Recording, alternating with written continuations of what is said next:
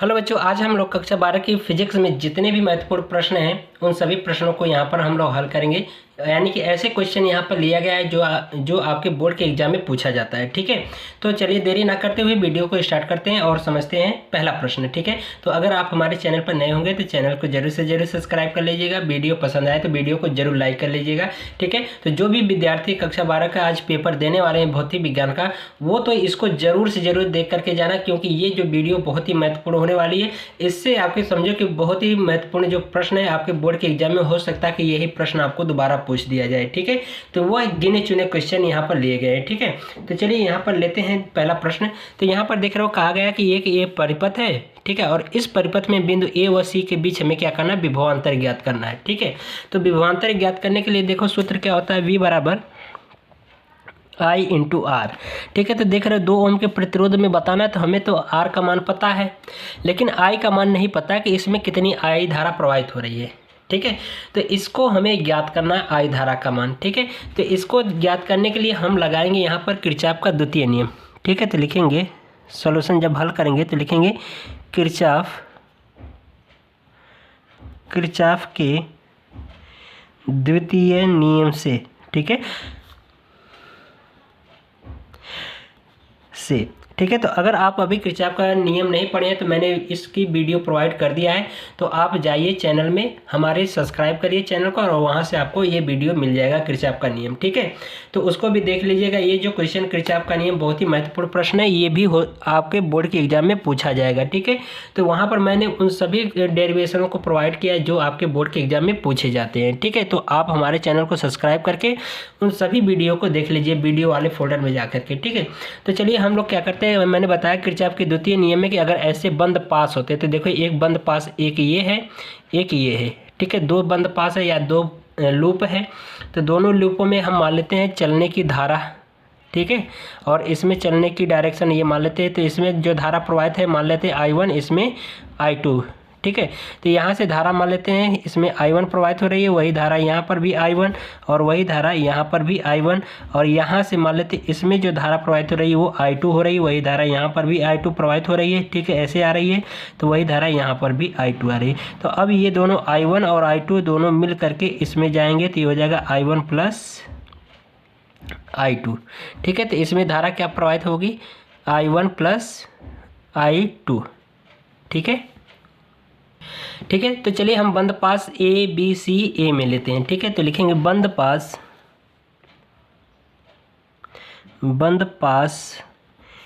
A B C ए में। ठीक है, ए बी सी ए में, तो देखिए यहाँ से हम चलना शुरू कर रहे हैं। तो किरचॉफ का द्वितीय नियम बताया गया था कि धारा और प्रतिरोध का गुणनफल तथा सेल का ये बीजगणितीय योग दोनों क्या होते हैं, बराबर होते हैं। ठीक है, तो यहाँ पर धारा और प्रतिरोध का गुणनफल, तो यानी कि ये हो जाएगा, एक में I का गुणा कराएंगे तो वही I1 ही होगा प्लस। ठीक है, अब देख रहे हो बैटरी है तो बैटरी को बाद में लिखेंगे। अब यहाँ पर आइए तो इसमें भी 1 ओम का प्रतिरोध है, इसमें धारा प्रवाहित I1 है तो इसको भी I1 ही लिखिए। ठीक है, फिर उसके बाद बाकी ये 2 वोल्ट का बैटरी है, ये देख रहे हो छोटे बड़े प्लेट से छोटे प्लेट की ओर आ रहा है, यानी घट रहा है मान, तो इसलिए इसको हम क्या करेंगे, माइनस से लिखेंगे। ठीक है, अब देख रहे हो कि ये धारा जो जा रही है यहाँ पर देख रहे हो कि यानी कि ये कितनी हो जाएगी, प्लस ये आपका कितना 2 ओम, और ये कितनी 2 ओम के प्रतिरोध में दोनों I1 धारा और प्लस I2 धारा दोनों प्रवाहित हो रही है। अब बराबर यहाँ पे सेल को लिखो, देखो छोटे प्लेट से बड़े प्लेट की ओर जा रहे हैं तो इसलिए प्लस।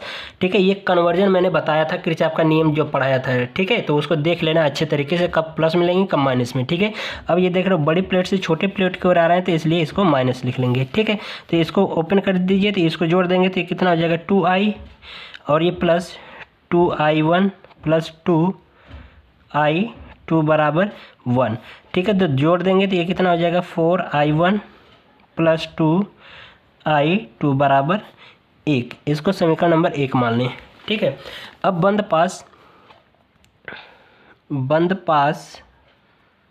बंद पास दूसरा लेंगे, कौन सा, ए, या बंद लूप कहें या बंद पास कहें, उससे कोई दिक्कत नहीं। ठीक है, ए सी डी ए में। ठीक है, तो इसमें भी कहीं से भी चलना शुरू कर दीजिए। ठीक है, तो यहाँ से चलना शुरू करिए, चाहे यहाँ से तो यहीं से देखिए सबसे अच्छा शुरू है। ठीक है, यहाँ से यानी कि आपकी इच्छा जहाँ से करना शुरू करिए, जहाँ से शुरू करेंगे वहीं पे आपको एंड भी करना होगा। ठीक है, तो यहाँ से शुरू करेंगे तो यहीं पे एंड करेंगे। तो ये हो जाएगा, इसमें 1 ओम के प्रतिरोध में I2 धारा जा रही है, तो ये I2 हो जाएगा, गुणा करा देंगे। और यहाँ पर भी क्या हो जाएगा, I2 हो जाएगा। और ये प्लस, देख रहे हो कि बाकी ये जो सेल हैं अभी इनको बाद में लिखेंगे। अब इसमें जाएंगे तो इसमें देख रहे हो कौन सी धारा, यानी कि 2 ओम के प्रतिरोध में I1 प्लस I2 दोनों धारा जा रही है। अब बराबर, ये देख रहे हो छोटे प्लेट से बड़ी प्लेट की ओर आ रहे हैं तो प्लस, ये भी देख रहे हो छोटे प्लेट से बड़ी प्लेट की ओर जा रहे हैं सेल में, तो ये +2। ठीक है, तो ये हो जाएगा 2I2 जोड़ देंगे और इसमें इसका गुणा कराइए, 2I1 प्लस 2I2 बराबर 6 जोड़ दीजिए, तो ये हो जाएगा कितना, 4I2 प्लस 2I1 बराबर 6। ठीक है, तो इसमें से 2 कॉमन कर लेंगे, कॉमन मिल जाएगा, तो ये हो जाएगा 2I, यहाँ पे 2I2 प्लस 2, ये क्या नाम है, सिर्फ I1 बचेगा। ठीक है, I1 बराबर 6, तो 2 3 6। ठीक है, तो ये हो जाएगा 2I2 प्लस I1 बराबर क्या नाम है, 3। इसको समीकरण नंबर 2 मान लें। अब इसी दोनों समीकरणों को एक और दोनों को हल करके हम क्या करें, I1 और I2 का मान निकालें। तो प्रतिस्थापन विधि लगा दीजिए, सबसे अच्छी विधि है। ठीक है, तो इसी में क्या करें, प्रतिस्थापन विधि लगा दीजिए। ठीक है, तो यहाँ से हम क्या करें, यहाँ से I1 का मान निकाल लें। ठीक है, समीकरण 1 से लिख देंगे, समीकरण 2 से। ठीक है, समीकरण 2 से I1 का मान निकाल करके समीकरण 1 में रख दीजिए। ठीक है, प्रतिस्थापन विधि सबसे अच्छा है। ठीक है, तो ये हो जाएगा आपका I1 बराबर, ये हो जाएगा 3 - 2I2। ठीक है, ये हो जाएगा I1 बराबर 3 - 2I2। ठीक है, तो ये मान हो गया है। तो ये हम मान क्या करिए, ये हम मान समीकरण 1 में रखने पर, समीकरण 1 में रखने पर 1 में रख दीजिए। तो ये क्या हो जाएगा, तो यहाँ पर ये I1 की जगह पे ये वाला मान रखिए, तो हो जाएगा 4 I1 का मान 3 - 2I2। ठीक है, प्लस 2I2 बराबर 1 गुणा करा दीजिए, तो ये हो जाएगा 12 - 8 I2। ठीक है, अब प्लस कितना, 2I2 बराबर 1। ठीक है, तो इसको क्या करिए कि इसमें से इसको 75 करके इधर लाइए। ठीक है, तो यहाँ पर या इसको देखिए, इससे घटा लीजिए, यहीं पर सॉल्व कर लीजिए पहले। 12 माइनस, अब देखो ये -8I2, ये 2I2 तो घट जाएगा, तो 6I2 हो जाएगा बराबर 1। ठीक है, इसको इधर लाइए, इसको इधर ले जाइए, तो ये हो जाएगा 6I2 बराबर ये 12 - 1। ठीक है, तो घट जाएगा, तो ये I2 बराबर कितना हो जाएगा, 11/6 एम्पियर। ये I2 का मान आ गया। अब क्या करिए, I1 का मान निकाल लीजिए, यही मान आप समीकरण 2 में रख दीजिए। ठीक है, तो लिखेंगे यह मान समीकरण 2 में रखने पर, समीकरण 2 में रखने पर समीकरण 2 में रख दीजिए, कितना हो जाएगा, तो ये हो जाएगा कितना, ये हो जाएगा आपका, यहाँ पर I2 का मान आया है ना, तो इसमें रखेंगे, तो ये हो जाएगा 2 गुणे I2 का मान कितना, 11/6, और ये कितना हो जाएगा, प्लस I1 बराबर 3। तो ये कट जाएगा, कितना, 2 3 6। ठीक है, 3 का इधर क्या नाम है, गुणा करा दीजिए, तो ये हो जाएगा कितना आपका, 11 प्लस I1 बराबर कितना हो जाएगा, ये इसका क्या नाम है, 3 का इधर गुणाया भी कराएंगे। ठीक है ना, एलसीएम लेंगे, तो इसको चलो इधर 3 लिख दे रहे हैं। ठीक है, बराबर, अब ये हो जाएगा 9। ठीक है, इसको 75 करके इधर ले जाएंगे। ठीक है, तो ये हो जाएगा कितना, 3I1 बराबर, ये हो जाएगा 11 क्या नाम है, 9 - 11। ठीक है, तो ये कितना हो जाएगा, अब 3I1 बराबर, ये इसमें से कितना बचेगा, घट जाएगा। ठीक है, तो कितना बचेगा आपका, 2 बचा, यानी -2 बचा। ठीक है, 3 का भाग करा दीजिए, तो I1 बराबर कितना, ये हो जाएगा -2/3 एम्पियर। ठीक है, ये I1 का मान निकल आया। अब प्रश्न में कहा गया कि AC के बीच विभव निकालिए, तो AC के बीच में देख रहे हो धारा I1 प्लस I2 जा रही है। ठीक है, तो I का मान निकाल लीजिए, तो ये हो जाएगा I बराबर I1 प्लस I2। ठीक है, तो इसी मान पहले निकाल लीजिए, तो I बराबर क्या हो जाएगा, I1 का मान कितना आया, -2 3 प्लस इसका 11/6, ठीक है। दोनों का एलसीएम कितना हो जाएगा 6, 3 से इसमें भाग कराएंगे तो कितनी बार, 2 बार जाएगी और इसमें गुणा करा देंगे, 2 दूना 4 -4 और प्लस इसमें 11, ठीक है। तो ये हो जाएगा I बराबर कितना इसमें से 7, यानी कि 7/6 I एम्पियर, ठीक है। यानी कि इसका मतलब कि इसमें जो I का, यानी कि इसमें जो I1 प्लस I का जो मान जा रहा है वो कितना है, 7/6 एम्पियर जा रहा है, ठीक है। तो अब लिखेंगे बिंदु A व B के बीच विभव, ठीक है। बिंदु A व B के बीच विभव, तो कितना आ जाएगा, VAB बराबर, यहाँ पे लिखेंगे I1 plus I2 into R, ठीक है। तो I1 प्लस I2 का मान देखो कितना आया है, यहाँ पर हल करने के बाद यहाँ पर आया है, इसको कहेंगे VAB बराबर 7/6 × 2, ठीक है। तो ये हो जाएगा, तो यहाँ पर इसको क्या करिए, भाग कर दीजिए, तो ये हो जाएगा कितना 2, ठीक है। तो VAB बराबर 7/2, ठीक है। या इसको अगर भाग कर देंगे तो कितना हो जाएगा 6.5 वोल्ट, ठीक है। ये आपका आंसर हो जाएगा, ठीक है। तो इस तरह से ये किरचॉफ का दूसरे नियम से बहुत ही महत्वपूर्ण प्रश्न था, ठीक है। तो इस तरह से इसको आप सॉल्व कर लीजिएगा, ठीक है। तो चलेंगे अब अगला क्वेश्चन देखेंगे, ठीक है। बच्चों यहाँ पर देखिए, ये क्या है, 2 से काटेंगे तो 3 बार भाग जाएगी ना, तो यहाँ पे 3 लिखेंगे, ये नहीं होगा, तो अब ये हो जाएगा 7/3 वोल्ट, ठीक है। तो चलिए अगला प्रश्न देखते हैं। अब अगला प्रश्न देखिए, यहाँ पर दिया गया, कह रहा है कि ये वैद्युत परिपथ दिया गया है, इस वैद्युत परिपथ में I का मान आपको ज्ञात करना है, ठीक है। तो इसको देखिए, बहुत ही महत्वपूर्ण प्रश्न है, ये भी आसानी से लग जाएगा। तो देखिए यहाँ पर किरचॉफ का प्रथम नियम लगेगा, ठीक है। दोनों नियम पर मैं बता दे रहा हूँ सवाल। तो यहाँ पे लिखेंगे किरचॉफ के प्रथम नियम से, किरचॉफ का प्रथम नियम क्या है, धारा नियम है, ठीक है। क्योंकि यहाँ पर देख रहे हो धारा ही दी गई है, तो इसलिए धारा नियम लगेगा, ठीक है।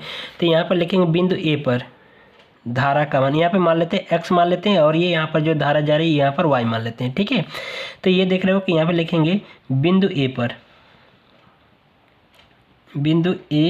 पर, ठीक है। बिंदु A पर निकाल लीजिए, तो जितनी भी संधि की ओर आ रही धारा उसको प्लस से लिखिए, जो दूर जा रही है उसको माइनस से लिखिए। तो ये देख रहे हो कि प्लस, यानी कि ये 3 एम्पियर की जो धारा संधि की ओर यानी बिंदु A की ओर आ रहा है प्लस, और ये देख रहे हो बाहर जा रहा है, तो इसलिए -1.5 और ये -x बराबर 0, ठीक है। घटा दीजिए, तो इसमें से कितना आ जाएगा, इसमें से 1.5, यानी कि 3 में से 1.5 घटेगा तो कितना 1.5 यानी कि 1.5 ही बचेगा, -x बराबर 0। तो ये हो जाएगा x का मान कितना आ जाएगा 1.5 एम्पियर, यानी कि बिंदु A से जो x जा रहा है वो वहाँ पर उसका मान कितना होगा 1.5 एम्पियर। अब बिंदु B पर निकालेंगे, तो यहाँ पर लिखेंगे बिंदु B पर, ठीक है। तो बिंदु B पर देखिए, तो जो संधि की ओर आ रहा है प्लस, जो दूर जा रहा है माइनस, तो ये देख रहे x का मान आ रहा है संधि की ओर यानी B की ओर आ रहा है, तो इसलिए 1.5 प्लस, और ये दूर जा रहा है तो -1, और ये -y बराबर 0। तो इसमें से घटा देंगे तो 0.5 -y बराबर 0, तो y बराबर कितना आ गया 0.5 एम्पियर, यानी कि जो y का जो धारा का मान जा रहा है यानी कि B से वो कितना 0.5 एम्पियर। अब बिंदु C पर निकाल लीजिए, तो यहाँ पे लिखेंगे बिंदु C पर, ठीक है। बिंदु C पर, ठीक है। बिंदु C पर निकाल लीजिए, तो ये कितना हो जाएगा, जो संधि की ओर आ रहा है प्लस, जो दूर जा रहा है माइनस, तो संधि की ओर देख रहे हो धारा जो y का मान है वो आ रहा है, ठीक है। तो y का मान 0.5 और वो क्या हो जाएगा 0.25 दूर जा रहा है, और ये -i बराबर 0, ठीक है। तो यहाँ पर देखिए i को इधर लाइए, तो i बराबर कितना हो जाएगा, इसमें से क्या करिए इसको आप घटा दीजिए, ठीक है, ठीक है। तो इसको घटा देंगे तो ये आ जाएगा 0.25 एम्पियर, ठीक है। ये आपका आंसर हो जाएगा, यानी कि यहाँ पर जो I का मान होगा वो कितना होगा 0.25 एम्पियर, ये आपका आंसर हो जाएगा, ठीक है।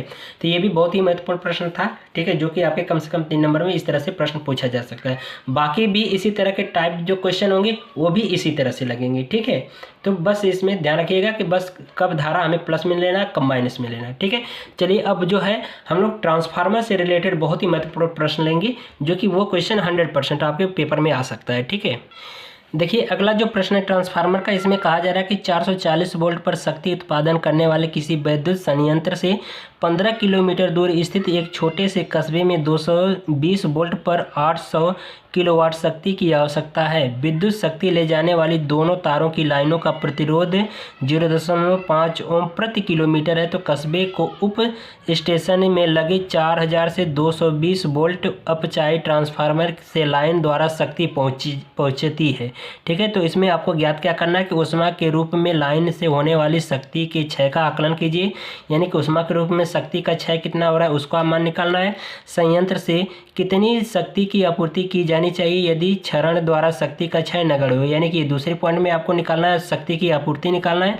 और तीसरा पूछा गया है कि संयंत्र में अपचाई ट्रांसफार्मर की विशेषता बताइए। ठीक है, तो देखिए ये भी प्रश्न बहुत ही महत्वपूर्ण है, तो इसको लिखे सॉल्व करेंगे। तो यहाँ पर देखिए जब सॉल्व करेंगे तो अभी क्वेश्चन मैं आपको स्क्रीन पे दे दूंगा। ठीक है, इसका थोड़ा सा लंबा है इसलिए मैंने नोट नहीं किया है। ठीक है, तो यहाँ पर देखिए तार की कुल लंबाई कितनी होगी, लिखेंगे तार।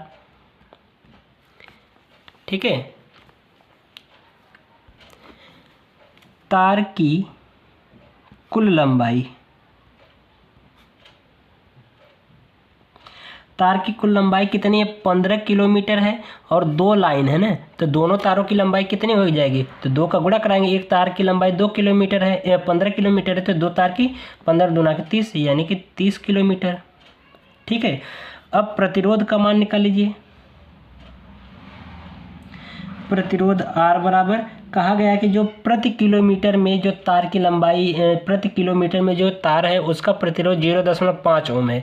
तो प्रतिरोध R बराबर कितना हो जाएगा, 30 गुणे 0.5, तो इसका गुणा करा देंगे तो R बराबर कितना आ जाएगा, 15 ओम आ जाएगा। ठीक है, तो ये हमें तार का प्रतिरोध भी पता चल गया।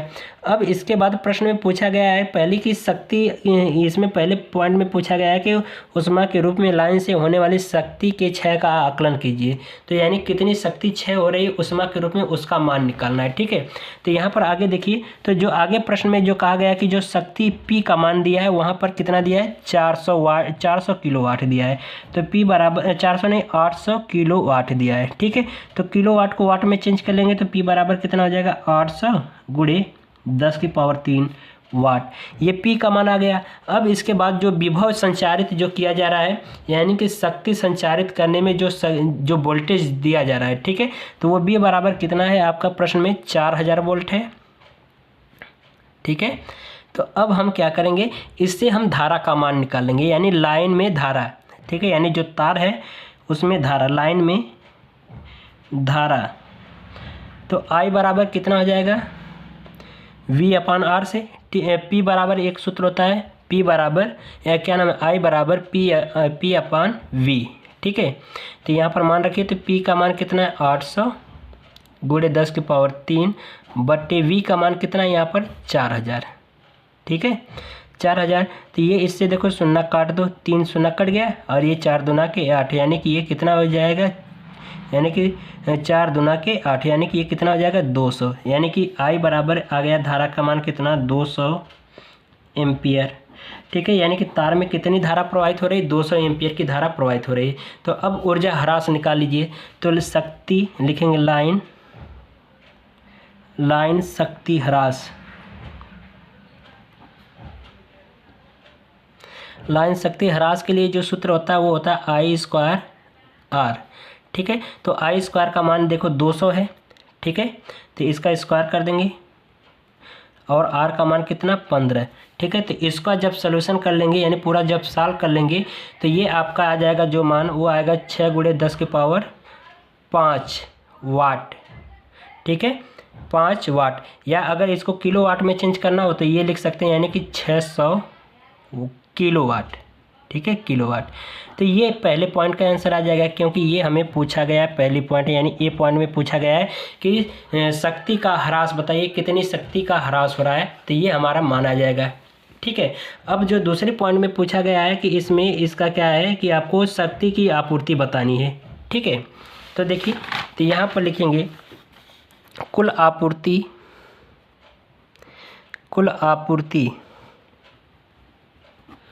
की जाने वाली कुल आपूर्ति की जाने वाली शक्ति। तो कुल आपूर्ति की जाने वाली शक्ति का मान कितना होगा। तो देख रहे हो कि शक्ति बराबर वहाँ पर कितना दिया 800 किलोवाट और अभी आपका निकल कर आया है 600 किलोवाट, यानी कि 800 किलोवाट पहले शुरू में है और अभी आपने ऊर्जा ह्रास जो निकाला है वो 600 किलोवाट आया है।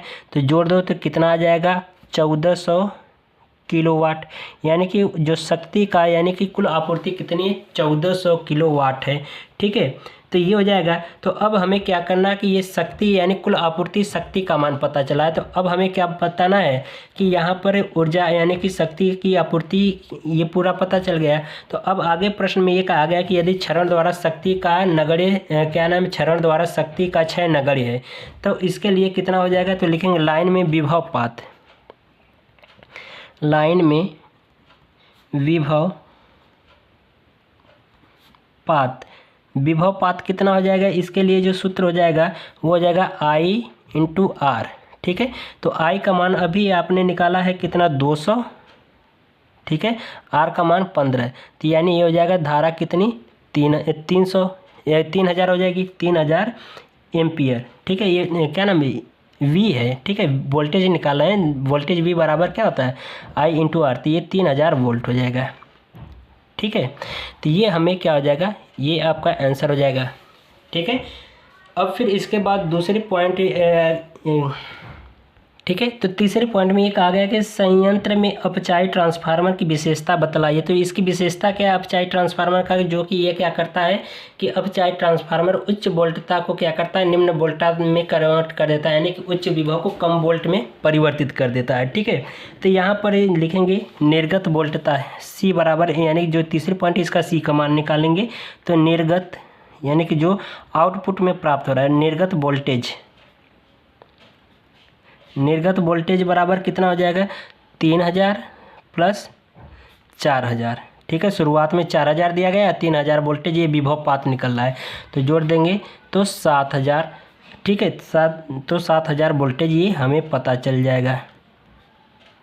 ठीक है, तो ये आंसर इस तरह से इस क्वेश्चन का कंप्लीट होगा। ठीक है, तो ये ट्रांसफार्मर का बहुत ही महत्वपूर्ण प्रश्न था, इसको भी आप काफ़ी अच्छे से तैयार कर लीजिएगा। ठीक है, क्वेश्चन का जो क्वेश्चन दिया गया है उसको मैं स्क्रीन पे दे दूंगा। ठीक है, अगला हम लोग क्वेश्चन लेते हैं। अगला क्वेश्चन देखिए, ये इस तरह से दिया गया है एक चित्र बना करके, और इस चित्र में पूछा गया है कि प्रतिबाधा का मान ज्ञात कीजिए, शक्ति गुणांक का मान ज्ञात कीजिए और धारा शिखर का मान यानी धारा शिखर का मान ज्ञात कीजिए। ठीक है, तो यहाँ पर देख रहे हैं कि ये जो चित्र है LCR परिपथ का, ये L है और ये C है और ये R है। ठीक है, तो LCR परिपथ का मैंने डेरिवेशन भी कराया है, अगर डेरिवेशन नहीं पढ़े तो प्लीज़ जाएँ चैनल को सब्सक्राइब करें और वीडियो को ज़रूर से देखें। ये जो डेरिवेशन 100% आएगा और इसके न्यूमेरिकल्स भी आएंगे। ठीक है, तो चलिए हम लोग यहाँ पर शुरू करते हैं। ठीक है, तो देखिए मान जो दिया गया है, जो V का मान दिया गया है यानी कि इस प्रत्यावर्ती विभव का मान दिया है 100 साइन, ठीक है, ओमेगा की जगह पर 500। ठीक है, ये T, इस समीकरण से तुलना कीजिए कर दीजिए तो V बराबर क्या होता है V0 साइन ओमेगा T, इससे तुलना कर दीजिए। तो ये देख रहे हो कि V की नॉट के स्थान पर V0 बराबर कितना है 100 वोल्ट। ठीक है, तो यहाँ पर देख रहे हो कि यहाँ पर ये मान हो जाएगा। फिर उसके बाद प्रश्न में देखिए, तो यहाँ पर और ओमेगा के बराबर कितना दिया है, ओमेगा बराबर दिया 500। ठीक है, ठीक है, तो ये 500 सेकेंड इनवर्स। ठीक है, इतना दिया गया है। ठीक है, तो हमें पूछा गया प्रतिबाधा का मान। प्रतिबाधा LCR परिपथ के लिए Z बराबर मैंने सूत्र लिखवाया था कड़ी में, जो सूत्र होता है वो होता है R² प्लस कोष्टक में XL माइनस XC पूरे का होल स्क्वायर। तो यहाँ पर देख रहे हो कि R का मान हमें चित्र में पता है, XL का मान नहीं पता है और XC का मान नहीं पता है, तो इनका मान निकालो। तो पहले XL का मान निकालते हैं, तो इसको हम कहते हैं प्रेरण प्रतिघात। ठीक है, प्रेरण प्रतिघात, प्रतिघात XL बराबर सूत्र होता है ओमेगा L। ठीक है, तो ये हो जाएगा XL बराबर ओमेगा का मान 500 और L का मान देखो यहाँ पर दिया गया 0.16। ठीक है, L का मान 0.16 गुणा करा दीजिए, तो ये XL बराबर आपका मान आ जाएगा कितना X, यानी कि इसका गुणा करा देंगे तो 16 25 80 और ये 0 से हट जाएगा, यानी कि 80 इसका आ जाएगा, ठीक है। और उसके बाद अब देखिए 80 ओम इसको मानेंगे, ठीक है। अब इसके बाद यहाँ पर देखिए, अब इसके बाद यहाँ पर ये एक्सएल बराबर मान निकल गया। अब किसका मान चाहिए, एक्ससी का मान चाहिए। तो इसको हम कहते हैं धारतीय प्रतिघात, ठीक है। तो इसको कहते हैं धारतीय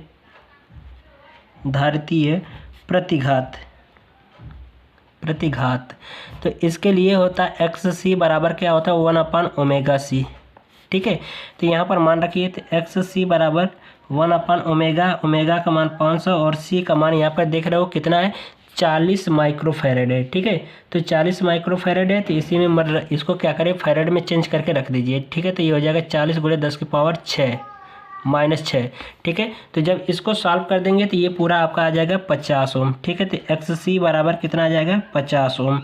ये मान पता चल गया, देख रहे हो एक्सएल का मान पता चल गया, एक्स सी का मान पता चल गया, और आपका आर का मान दिया ही है प्रश्न में यहाँ पर 40 ओम, ठीक है। तो अब आप क्या करिए प्रतिघात का मान, प्रतिबाधा जेड का मान ज्ञात कर लीजिए, ठीक है। तो इसे मान रखेंगे तो ये हो जाएगा कड़ी में आर का मान कितना 40 का स्क्वायर प्लस एक्सएल का मान कितना है 80 माइनस 40 पूरे का होल स्क्वायर, ये हो जाएगा 40 का स्क्वायर प्लस 40 का स्क्वायर, ठीक है। तो इसको जब आप हल कर लोगे तो इसका जो मान आ जाएगा वो आ जाएगा आपका कितना 50, ठीक है। हल कर लीजिएगा, देखिएगा 50 आएगा, 50 ओम ये प्रतिबाधा जेड का माना गया। ये पहली पॉइंट का आंसर हो गया, ठीक है। अब इसके बाद शक्ति गुणांक का मान पूछा है। शक्ति गुणांक का मतलब cos फाई का मान, ठीक है। दूसरी पॉइंट में cos फाई बराबर क्या होता है, सूत्र ZR/Z होता है, ठीक है। तो इसे मान रखिए, तो R का मान कितना है आपका यहाँ पर आया है, R का मान 40 है और Z का मान कितना है 50 है, ठीक है। तो इससे काट दीजिए, तो cos फाई बराबर कितना आ जाएगा 0.8, ठीक है। यानी cos फाई बराबर कितना हो जाएगा 0.8, ठीक है। तो ये आपका शक्ति गुणांक का मान निकल गया 0.8। फिर उसके बाद अब अगला जो प्रश्न पूछा है धारा शिखर का मान, ठीक है। धारा का शिखर मान, धारा का शिखर मान। तो धारा का शिखर मान के लिए सूत्र क्या होता है I0 बराबर V0/Z होता है। तो V0 का वैल्यू देख रहे हो यहाँ पर 100 है, ठीक है। तो यहाँ पर V0 का वैल्यू क्या रखिए 100 रख दीजिए। अब बट्टे जेड का मान यहाँ पर 50 भाग कर दीजिए, तो 50 दूना के 100 यानी I0 बराबर कितना आ जाएगा 2 एम्पियर, ठीक है। तो ये धारा का शिखर मान आ जाएगा। तो इस तरह से क्वेश्चन ये हम सॉल्व करते हैं। बहुत ही महत्वपूर्ण प्रश्न है प्यारे बच्चों। इस तरह के क्वेश्चन 100% आपको आज पेपर में ज़रूर से ज़रूर मिलेंगे, ये गारंटी है, ठीक है। चलिए, ठीक है। तो चलिए सभी को बेस्ट ऑफ लक, आप सभी का पेपर काफ़ी बहुत बढ़िया हो, ठीक है। और अच्छे नंबर से सभी लोग पास हों, ठीक है। तो चलिए मिलते हैं तब तक के लिए अगली वीडियो में, ठीक है।